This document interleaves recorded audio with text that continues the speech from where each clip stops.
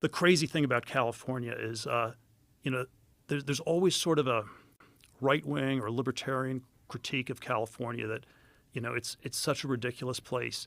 It should just collapse under its own ridiculousness, and it doesn't quite happen. The macroeconomics on it are pretty good. 40 million people, the GDP's around $4 trillion.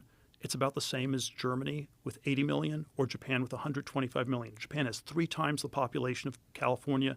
Same GDP means 1/3 the per capita GDP. So there's some level on which, California as a whole is working, even though it doesn't work from a governance point of view, it doesn't work for a lot of the people who live there. And the rough model I have for how to think of California is that it's kind of like Saudi Arabia. And you have a crazy religion, wokeism in California, Wahhabism in Saudi Arabia. Not that many people believe it, but it distorts everything.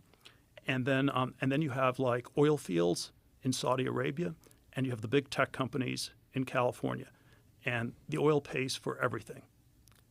And then you have a completely bloated, inefficient government sector, and you have sort of all sorts of distortions in the real estate market, where people also make lots of money. And sort of the government and real estate are ways you redistribute the oil wealth or the big tech money in California. And it's not the way you might want to design a system from scratch, but it's pretty stable. People have been saying Saudi Arabia is ridiculous.